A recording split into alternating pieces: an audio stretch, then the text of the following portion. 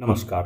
स्वागत है आप सभी का आज की वीडियो में। आज हम बात करने जा रहे हैं एनसीईआरटी से कक्षा 9वीं हेतु प्रकाशित नई हिंदी की पाठ्य पुस्तक गंगा के पाठ 9 परशुराम राम लक्ष्मण संवाद, जिसके रचयिता तुलसीदास जी हैं। रचना पढ़ने से पहले हम गोस्वामी तुलसीदास जी के बारे में थोड़ी सी जानकारी प्राप्त करते हैं, तत्पश्चात हम फिर रचना का अवलोकन करेंगे, रचना देखेंगे। तो गोस्वामी तुलसीदास जी का जन्म आज के उत्तर प्रदेश में हुआ था। इनका जीवन काल 16वीं से 17वीं शताब्दी माना जाता है।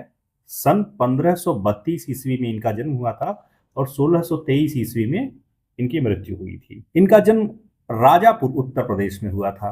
उत्तर प्रदेश में जो गांव था वो राजापुर था, वहां पर इनका जन्म माना जाता है। माता का नाम इनके हुलसी देवी था और पिताजी का नाम आत्माराम दुबे।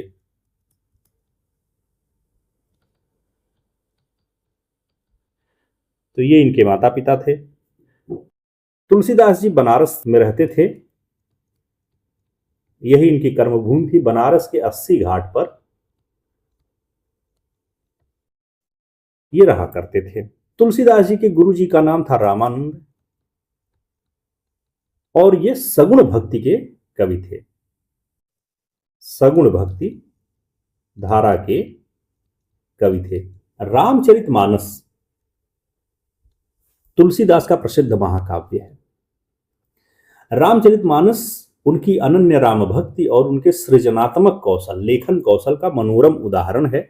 उनकी अन्य प्रमुख रचनाएं हैं कवितावली, गीतावली, दोहावली, कृष्ण गीतावली, विनय पत्रिका और हनुमान बाहुक। गोस्वामी तुलसीदास की रचनाओं में राम मानवीय मर्यादाओं और आदर्शों के प्रतीक हैं, जिनके माध्यम से उन्होंने नीति, स्नेह, शील, विनय, त्याग जैसे मूल्यों को प्रतिष्ठित किया है। मानव प्रकृति, लोक जीवन और जीवन जगत संबंधी गहरी अंतर्दृष्टि उनके काव्य में दिखाई पड़ती है। यानी जो मानव की सहज प्रकृति होती है, लोक जीवन कैसा होता है, समाज कैसा होता है और जीवन का जगत से क्या संबंध है, इसके जो अंतर्दृष्टि है, इसकी जो समझ है, हमें गोस्वामी तुलसीदास की रचनाओं में मिल जाती है। तुलसीदास जी संस्कृत के श्रेष्ठ ज्ञाता थे, विद्वान थे। साथ ही उनका अवधी और ब्रज दोनों भाषाओं पर समान अधिकार था। यानी तुलसीदास संस्कृत भी बहुत अच्छी जानते थे और अवधी और ब्रज इन दोनों भाषाओं पर भी उनका पूरा अधिकार था। उन्होंने रामचरितमानस की रचना अवधी में और विनय पत्रिका तथा कवितावली की रचना ब्रज भाषा में की। आपका देहांत काशी में ही हुआ था। सन था 1623 ईस्वी। आइए देखते हैं रचना के बारे में। जो रचना संकलित है पाठ में, उसमें क्या है। यह इसी रामचरित, जो इनकी सबसे प्रमुख पुस्तक है, उसके बाल कांड से लिया गया है। रामचरितमानस जो है वह एक महाकाव्य है और इस महाकाव्य में कुल 7 कांड हैं, 7 अध्याय हैं जिन्हें कांड कहा गया है। और इसका पहला ही कांड बाल कांड है, बाल कांड। दूसरा है अयोध्या कांड, अयोध्या कांड। तीसरा है अरण्य कांड। चौथा है किष्किंधा कांड।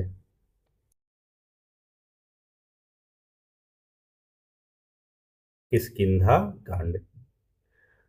पांचवा है सुंदर कांड। छठा है लंका कांड और 7वां है उत्तर कांड। और इसी बाल कांड से, जिसमें राम के जन्म से लेकर के उनके विवाह तक की घटना का वर्णन है, और उसी विवाह प्रसंग से यह संवाद लिया गया है। घटना क्या है कि सीता स्वयंवर में श्री राम द्वारा शिव धनुष भंग का, शिव जी का धनुष तोड़ देने का समाचार जब मुनि परशुराम को मिलता है, तो वे आक्रोशित होकर, क्रोध में आकर वहां आते हैं और शिव धनुष को खंडित देखकर, टूटा हुआ देखकर वे तीव्र रोष, बहुत तेज गुस्सा प्रकट करते हैं और सभा में उपस्थित सभी राजाओं पर क्रोधित होते हैं। इस पाठ में हम जो देखेंगे, यहाँ पर तुलसीदास ने परशुराम के रोषपूर्ण और तेजस्वी रूप का वर्णन किया है। इस अंश में सभा में उपस्थित राजाओं के भय, विश्वामित्र और जनक की सभा में उपस्थित जनक द्वारा सीता स्वयंवर के बारे में बताने तथा विश्वामित्र जो राम के गुरु हैं, उनके द्वारा राम लक्ष्मण को परशुराम से परिचय एवं सम्मान पूर्वक अभिवादन करने के बाद कथा आगे बढ़ती है। यानी जो कहानी हम पढ़ने जा रहे हैं, जो कविता हम पढ़ने जा रहे हैं, यह रामचरितमानस के बालकांड से ली गई है, जिसमें राम जी द्वारा शिव जी का धनुष तोड़ने के पश्चात उनका सीता से विवाह होता है और इस पर क्रोधित होकर परशुराम आते हैं। परशुराम क्रोधित क्यों हैं? क्योंकि शिव जी परशुराम के गुरु हैं और गुरु का जो नुकसान है कि उनका धनुष तोड़ दिया गया है, इससे परशुराम जी बहुत क्रोधित हैं। तो जब वो सभा में पहुंचते हैं तो बाकी सारे लोग तो डरने लगते हैं। राजा जनक अपनी पुत्री सीता को बुलाते हैं, उनसे प्रणाम करवाते हैं, आशीर्वाद दिलवाते हैं और विश्वामित्र भी राम और लक्ष्मण का परिचय करवाते हैं कि ये राम और लक्ष्मण हैं, अयोध्या के राजा दशरथ के पुत्र। और उसके बाद फिर कथा आगे बढ़ती है, कहानी आगे बढ़ती है। आइए चलते हैं कविता पर।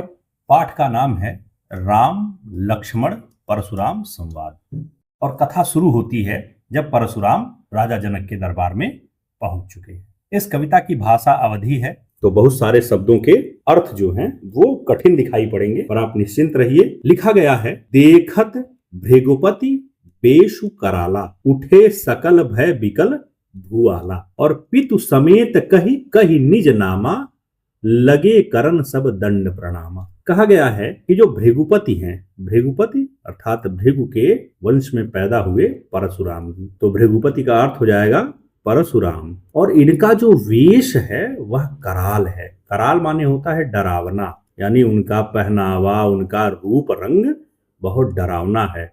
और उसे देखत माने देख करके उठे सकल भय बिकल भुआला, भुआल माने होता है राजा, ये सारे सकल माने होता है सभी।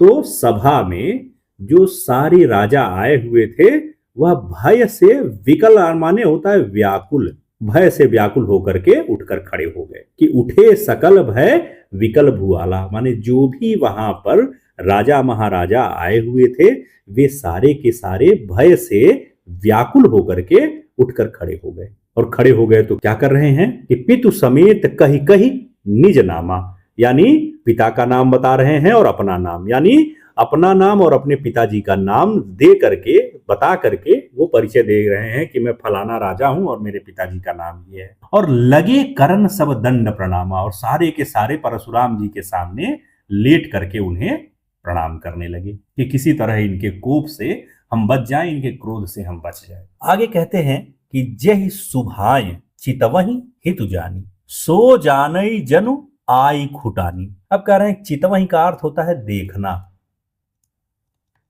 हितु जानी माने अच्छे भाव से, हित के भाव से, हित जान करके परशुराम जी जिसकी तरफ देखते हैं उनका स्वभाव ही ऐसा है कि वो हित चाहते हैं तो भी क्रोधित दिखाई पड़ते हैं। आपको कोई नुकसान नहीं पहुंचाएंगे तो भी आपको डर लगेगा। तो इस तरह से जिसका वो नुकसान नहीं करना चाहते हैं उसकी तरफ भी देखते हैं तो वह क्या जानता है, सो जानई माने वह जानता है, जनु माने ऐसा लगता है उसे, आई खुटानी, खुटानी का अर्थ होता है समाप्त हो जाना, समाप्त हो जाना। और क्या समाप्त हो गया? आई, आई यहां पर आयु लिखा गया है, आयु, आयु का अर्थ होता है उम्र, यानी उसकी उम्र खत्म हो गई। परशुराम जी जिसकी भी तरफ अच्छे भाव से भी देख ले रहे हैं वह तुरंत समझ जा रहा है कि बस आज हमारा काम तमाम हुआ, आज हम गए।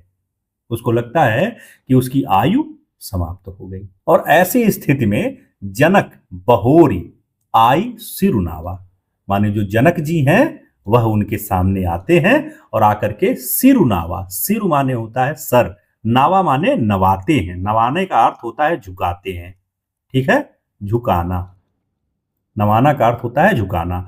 तो ऐसे में जनक भी उनके सामने प्रस्तुत होते हैं और वहां आकर के वह अपना सर झुकाते हैं। और उसके बाद फिर क्या कराते हैं, सीय बुलाई प्रणाम करावा, और सीता जी को पुकारते हैं, बुलाते हैं और सीता जी से मुनि परशुराम को प्रणाम करवाते हैं। सीय बुलाई माने सीता जी को बुलाकर प्रणाम करावा, यानी उनको प्रणाम करवाते हैं। और जब वो प्रणाम करती हैं तो परशुराम जी उनको क्या देते हैं, आशीष दीन। आशीष का अर्थ होता है आशीर्वाद, ठीक है। जब वो आशीर्वाद दे देते हैं सीता जी को, वैसे तो सबको डर लगता है कि क्या आशीर्वाद देंगे, कि डांट देंगे, क्या करेंगे, लेकिन जब आशीष प्राप्त हो जाता है, आशीर्वाद प्राप्त हो जाता है, तो सखी हर्षानी, जो सीता की सखियां हैं वे सभी हर्षा जाती हैं, हर्षित हो जाती हैं, प्रसन्न हो जाती हैं। और निज समाज लय गई सयानी, और उसके बाद फिर सीता को निज माने अपने समाज में अपने साथ लेकर के, जो सारी चालाक लोग थे कि हटाओ, अब इनके सामने से जितना जल्दी हो सके हटा लो, आशीर्वाद मिलना था मिल गया, तो अब कोई दिक्कत की बात नहीं है, इनको हटाओ यहां से, लेके चली जाती हैं सीता को वापस। और सीता के बाद विश्वामित्र, जो राम के गुरु हैं, जो लिवा करके राम को आए थे इस स्वयंवर में, मिले पुनि आई, माने वह विश्वामित्र जी परशुराम से आकर मिलते हैं। पद सरोज मेले दो भाई, और परशुराम के जो पद सरोज हैं, पद कमल, सरोज का अर्थ होता है कमल, तो परशुराम जी के चरण जो हैं, जो कमल के समान हैं, ठीक है, तो कमलवत चरणों को मेले माने छूते हैं, ग्रहण करते हैं दो भाई, जो राम और लक्ष्मण हैं, उन दोनों ने परशुराम के चरणों को स्पर्श किया। मेलना माने होता है छूना या पकड़ना, तो उन्होंने उनके चरणों को स्पर्श किया, उनके चरण छुए। और फिर विश्वामित्र बताते हैं, क्या बताते हैं कि राम लखनु दशरथ के टोटा, टोटा माने बेटा होता है, कि माने ये जो दोनों नीचे बैठे हुए हैं, यह एक राम है, एक लक्ष्मण है, और ये दशरथ के टोटा हैं, दशरथ के पुत्र हैं, अयोध्या के राजा दशरथ के टोटा हैं।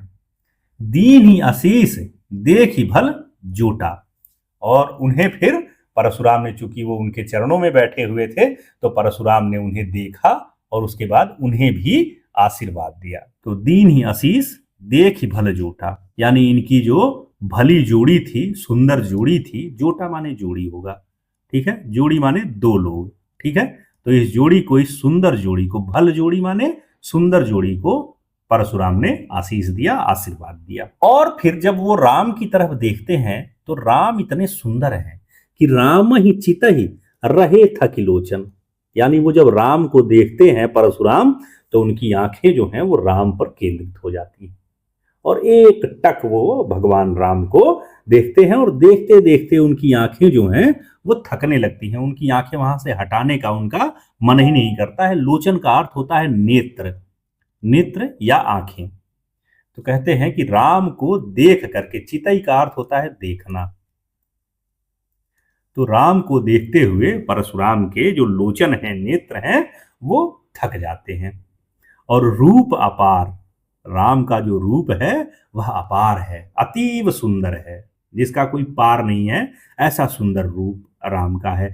मार मद मोचन, इतना सुंदर है कि मार, मार का अर्थ होता है कामदेव, कामदेव दुनिया में सबसे सुंदर व्यक्ति माने गए हैं। और कहते हैं कि राम का रूप ऐसा है कि कामदेव के भी मद को, मद माने अहंकार को, मोचन, मोचन माने नष्ट करता है, यानी राम जो हैं अतीव सुंदर हैं, उनके जितना सुंदर तो कामदेव भी नहीं है। और ऐसे रूप को जो परशुराम हैं वह अपने नेत्रों से देखते देखते थक जा रहे हैं, पर वहां से हटा नहीं रहे हैं। इसके बाद ये एक दोहा है कि बहुरी बिलो की विदेह सन, बहुरी माने फिर से, फिर से, बिलो की माने देखते हैं, विदेह, विदेह जो है वह नाम है जनक का, राजा जनक का एक नाम विदेह भी है। तो उनसे बात करते हुए कहते हैं, कहु माने बताओ क्या बात है, काह अति भीड़, काह माने क्यों, अति माने बहुत ज्यादा, भीड़ माने भीड़ है, यहाँ इतनी भीड़ क्यों लगी है, तुम्हारे यहाँ इतने सारे राजा महाराजा काहे आके बैठे हुए हैं, क्यों इतनी भीड़ लगी हुई है। अब पूछत माने जनक से पूछते हैं, परशुराम पूछते हैं, जानी अजान जिन माने जानते हैं कि ये भीड़ क्यों लगी है, धनुष टूटा है, यहाँ सीता का स्वयंवर हुआ है, लेकिन कैसे पूछते हैं, अजान, अजान माने अनजान की तरह, अनजान की तरह पूछते हैं, बताओ इतनी भीड़ काहे लगा रखी है, यहाँ पर इतनी भीड़ क्यों लगी हुई है। और जिस प्रकार से कोई अनजान व्यक्ति कुछ नहीं जानता है, उसी तरह से परशुराम जनक से पूछते हैं। और इस दौरान व्याप्यु, व्याप्यु माने फैल जाता है, फैल जाता है, कोप, कोप माने क्रोध, शरीर माने इनके परशुराम के शरीर में जो क्रोध है वह फैल जाता है। फिर से दोनों पंक्तियां देखिए कि बहुरी बिलो की विदेह सन कहु काह अति भीड़। इसके बाद वो जनक की तरफ देखते हैं और कहते हैं काहो इतनी भीड़ क्यों है।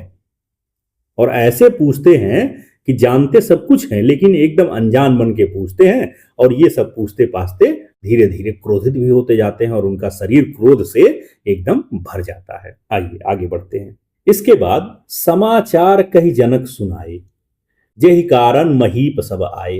कहते हैं कि जो जनक हैं वह सारा समाचार कहते हैं, सुनाते हैं, इनको बताते हैं कि जेहि कारण माने किस कारण से, महीप माने राजा, जो ये सारे राजा हैं ये आए क्यों हैं। जो जनक हैं वो उन्हें बताते हैं कि ये सारे राजा क्यों आए हुए हैं। सुनत बचन फिर अनत निहारे। अब उनकी बातें सुन करके फिर वे सुनत बचन माने उनकी वचन सुनते हैं, फिर माने और अनत निहारे माने दूसरी ओर। निहारे का अर्थ होता है देखना, अनत माने होता है दूसरी जगह, ठीक है।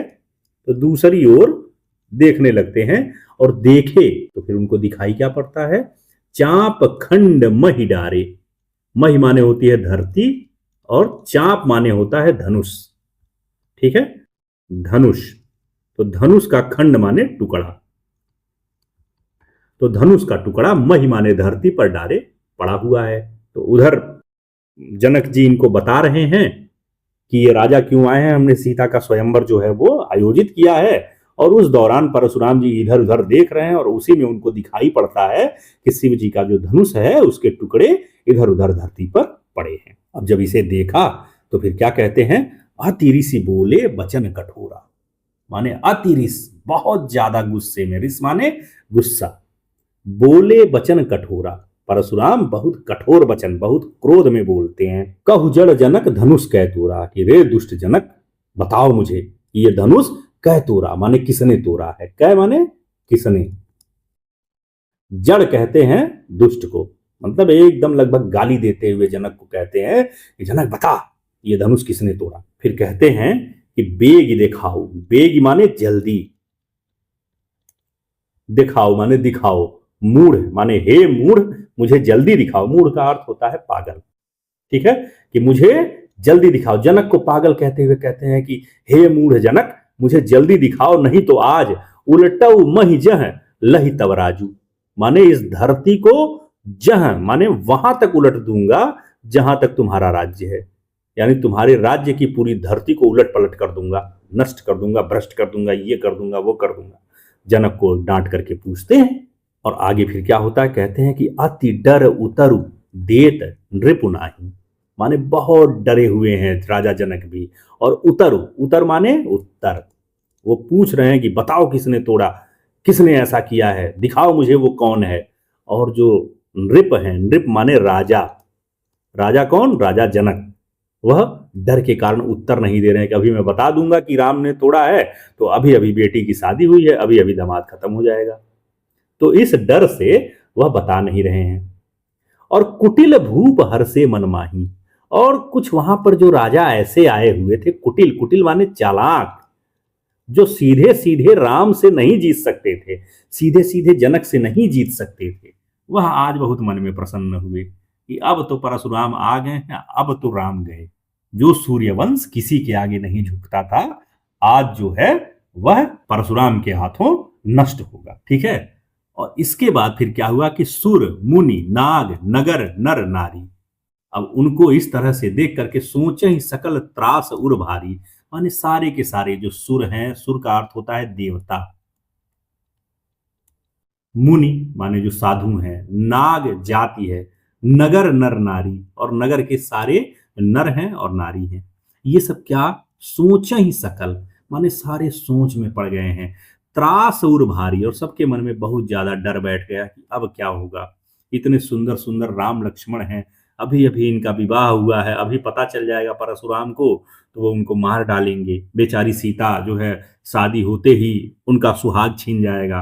और जब ये सारे लोग इस चिंता में पड़े हुए हैं तो एक व्यक्ति को और चिंता हो रही है, किसको, कि मन पछताती सीय महतारी, माने सीता की जो महतारी है, माँ, महतारी कहते हैं माँ को, कह रहे मन पछताती, वो मन ही मन पछता रही हैं कि विधि अब संवरी बात बिगाड़ी, कि ब्रह्मा ने लगता है भाग्य ने संवरी बात को, संवरी माने सजी हुई बात को, सजी संवरी बात को बिगाड़ दिया। कि अभी अभी तो बेटी का ब्याह हुआ है, सब कुछ एकदम फिट हो गया था, सारी चीजें एकदम डन हो गई थी, और अब विधि ने, विधि माने भाग्य ने सारा जो है खेल खराब कर दिया। कि विधि अब संवरी बात बिगाड़ी, विधि ने यानी भाग्य ने संवरी हुई बनी हुई बात को अब बिगाड़ दिया। बिगाड़ी माने बिगाड़ दिया, बिगाड़ना, ठीक है। भृगुपति कर सुभाव सुन सीता, अरध निमेष कल्प संबीता। कह रहे हैं कि जब सीता ने भृगुपति का स्वभाव सुना, भृगुपति माने परशुराम का, जब सीता को परशुराम के बारे में पता चला तो बेचारी अरध निमेष, निमेष माने होता है पलकों का एक बार झलक झपकना, निमेष का अर्थ होता है पलकों का एक बार झपकना, और वह भी उनको कल्प के समान बीत रहा है। एक जो आधा क्षण है, एक आधे सेकंड में जो पलकें बीत जाती हैं, कल्प माने चारों युगों के समान बीत रहा है। उनका टाइम ही नहीं आगे बढ़ रहा है कि अब क्या होगा, अब क्या होगा, अब क्या होगा, इस चिंता में पड़ गई। सभय बिलो के लोग सब जानी जान की भीड़। अब राम जो हैं देखे कि सारे जो हैं सभय हैं, यानी राम ने देखा कि लोग क्या हैं, सभय हैं, डरे हुए हैं। सभय का अर्थ होता है डरे हुए हैं। लोग सब माने सारे लोग, जानी जानकी भीरु, और यह जान करके कि जानकी भी भीरु है, डरी हुई हैं, ठीक है, जानकी भी डरी हुई हैं, सीता भी डरी हुई हैं। हृदय न हरसु विषाद कछु, वो सामने आए, उनके मन में न हर्ष है, खुशी है, और न विषाद है, दुख है, यानी सुख दुख से परे बोले श्री रघुवीर। और श्री रघुवीर श्री राम जो हैं वो आकर के बोलते हैं। परशुराम सबसे पूछ रहे हैं, जनक से पूछ रहे हैं, राजाओं से पूछ रहे हैं, बताओ किसने तोड़ा, दिखाओ मुझे किसने तोड़ा। कोई बोल नहीं रहा, सब उनसे डरे हुए हैं। सीता जी की माँ डरी हुई है, सुर नर मुनि नर नगर के नारी जो हैं वो सब डरे हुए हैं, सीता स्वयं डरी हुई हैं, उनका एक एक क्षण नहीं बीत रहा है। जब राम ने देखा कि सारे लोग डरे हुए हैं, सबके मन में भय बैठ गया है, तो ऐसे में प्रभु श्री राम हर्ष विषाद से रहित हृदय लेकर के परशुराम के सामने प्रस्तुत होते हैं और बोलते हैं। क्या बोलते हैं? राम कहते हैं कि नाथ संबोधनु भंजनिहारा, हुई ही केऊ एक दास तुम्हारा। कि हे नाथ, परशुराम जी को कहते हैं हे स्वामी, नाथ का अर्थ हो जाएगा स्वामी, शंभुधनु, शंभु का अर्थ होता है शिव और धनु का अर्थ होता है धन, यानी शिव जी का धनुष भंजनिहारा, भंजन का अर्थ होता है तोड़ना, और भंजनिहारा वह व्यक्ति हो जाएगा जिसने तोड़ा है, माने शिव जी का धनुष तोड़ने वाला जो व्यक्ति है। हुई ही केऊ एक दास तुम्हारा, कोई और नहीं है, आपका दुश्मन नहीं है, आपका दास ही है, आपका सेवक ही है, आपका अनुचर है। आय सुकाह कही किन मोही, उसके लिए आदेश क्या है, उससे आप क्या कहना चाहते हैं, वह कही किन मोही, आप मुझे क्यों नहीं बता देते हैं, क्या आज्ञा है मुझे बताइए। कही किन मोही, मोही माने मुझे बताइए, कि आय सुकाह माने उसके लिए क्या आज्ञा है, आप मुझे कहिए। और जब राम ने ये बात कही तो सुनी रिसाई, रिसाई माने गुस्सा होकर के, ठीक है, क्रोध में आकर के। बोले मुनि कोही, कोही क्रोधी ही है, ठीक है, तो जो मुनि क्रोधी हैं, परशुराम हैं, वह बोले, और कैसे बोले, क्रोध से बोले। क्या बोले कि सेवक सो जो करे सेवकाई, माने हे राम, सेवक वह होता है जो सेवकाई करता है, सेवकाई माने सेवा कार्य करता है, ठीक है, जो सेवा करता है वह सेवक होता है। अरि करनी करी करी लड़ाई, और जो अरि की करनी करता है, अरि माने होता है दुश्मन, जो दुश्मन होता है तो दुश्मनों का काम करने वाला, अरि करनी माने दुश्मनों का काम करने वाला, करी अगर कोई ऐसा काम करेगा तो उससे करी लड़ाई माने उससे लड़ाई होगी, यानी जिसने भी शिवजी का धनुष तोड़ा हुआ है उसने अरि का कार्य किया है, दुश्मन का कार्य किया है, तो उससे लड़ाई होगी। और फिर कहते हैं कि सुनहु राम, माने हे राम सुनो, जे शिव धनु तोड़ा, माने जिस भी व्यक्ति ने यह शिव धनु तोड़ा है, यह शिव जी का धनुष तोड़ा है, सहस बाहु समसो रिपु मोरा, रिपु माने होता है दुश्मन, सम माने बराबर, माने वह व्यक्ति मेरा सहस्त्रबाहु के समान दुश्मन है। सहस्त्रबाहु एक राजा थे जिनके राज्य में परशुराम रहते थे। परशुराम के पिता के पास एक गाय थी। एक बार सहस्त्रबाहु ने उनसे वो गाय मांगी, बड़ी सुंदर गाय थी, उन्होंने दिया नहीं, और इससे क्रोधित होकर के राजा और राजा के बच्चों ने मिल करके, लड़कों ने मिल करके परशुराम के पिता की हत्या कर दी और गाय ले गए। जब परशुराम को ये बातें पता चली, परशुराम उस समय आश्रम में नहीं थे, जब पता चली तो उन्होंने राजा के सारे लड़कों को मार दिया, और राजा जब उसे बचाने आए सहस्त्रबाहु तो उनको भी मार दिया। सहस्त्रबाहु का अर्थ होता है सहस्त्रबाहु। सहस का अर्थ होता है हजार, और बाहु का अर्थ होता है बाहें।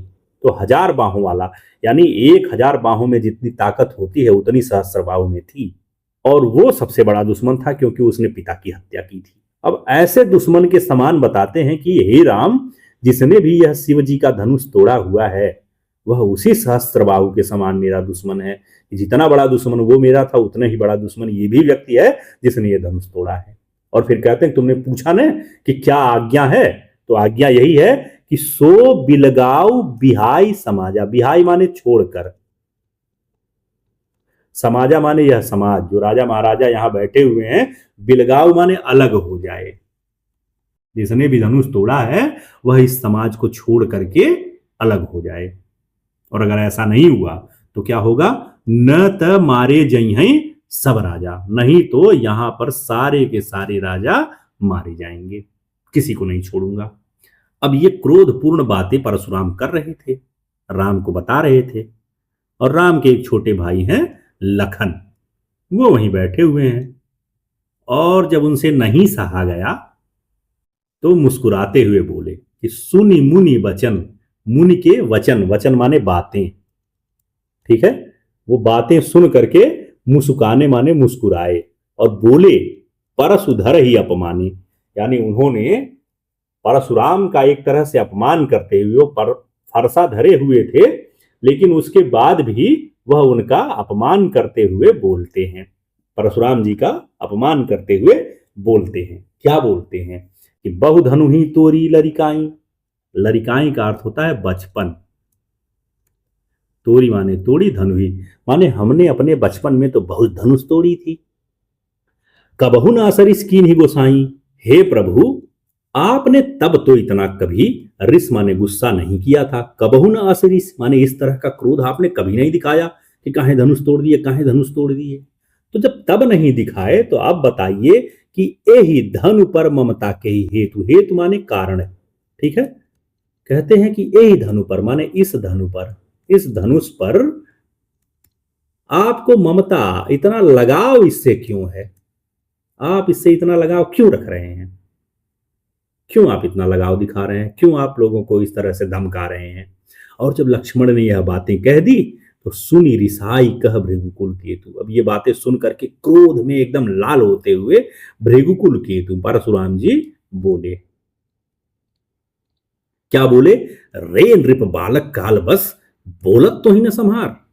माने रे नृप बालक, हे राजा के लड़के, लगता है तुम काल के वशीभूत हो गए हो। काल के वशीभूत माने मृत्यु तुम्हारी आ गई है, मरने वाले हो, इसलिए बोलत तो ही न संहार, तुम संभाल कर नहीं बोल रहे हो। और फिर कहते हैं कि धनु ही सम त्रिपुरारी धनु, यहां त्रिपुरारी होना चाहिए था। कहते हैं कि धनु ही सम त्रिपुरारी धनु विदित सकल संसार, कि माने जो शिव जी का धनुष है जिसको सारी दुनिया जानती है, पूरे ब्रह्मांड में प्रसिद्ध है, उसकी तुलना तुम अपनी धनुहियों से करते हो, छोटी छोटी बांस की। तुम शिव जी के धनुष को अपनी धनुहियों के बराबर बताते हो कि उसका टूट जाना और इसका टूट जाना एकदम बराबर हो जाएगा। अब रामचरितमानस में आगे लिखा गया है कि यहां से आगे की कथा परशुराम का आक्रोश, लक्ष्मण और परशुराम के बीच व्यंग्योक्तिपूर्ण संवाद, और ऐसी स्थिति में भी राम बहुत धीर गंभीर रहते हैं, बड़े शांत पड़े रहते हैं, ऐसे स्वरूप का वर्णन किया गया है। अंततः राम के विनय माने उनके नरम स्वभाव और विश्वामित्र के समझाने पर राम के शक्ति की परीक्षा लेकर परशुराम का क्रोध शांत होता है। खोजबीन में इसी के अभ्यास में उसका लिंक दिया गया है, आप उसे पढ़ सकते हैं। हालांकि ये 10वीं कक्षा का दूसरा चैप्टर है, वहां पर नाथ समुधन भंजन हारा से शुरू होता है और इसके बाद 4-5 पैराग्राफ दिए गए थे। इसके बाद वो कहते हैं, धनु ही सम त्रिपुरार धन विदित सकल संसार के आगे, कि लखन कहा हंसी हमरे जाना सुनो देव सब धनुष समानक। लक्ष्मण कहते हैं मेरे हिसाब से तो धनुष सारे समान होते हैं। और फिर कहते हैं का क्षति लाभ जून धन तूरे, देखा राम नयन के भोरे, कि अब क्या इससे हानि लाभ है, टूट गया टूट गया। राम तो बेचारे इसको देख रहे थे। और फिर कहते छुअत टूट रघुपति इंदुसु, ये तो बस ऐसे पड़ा था, राम ने जैसे ही छुआ बस टूट गया, इसमें राम का कोई दोष नहीं है। मुनि बिनु काज करत कतरोसु, हे मुनि आप बिना कारण के क्यों गुस्सा करते हैं। तो इस तरह से कहानी आगे बढ़ती है।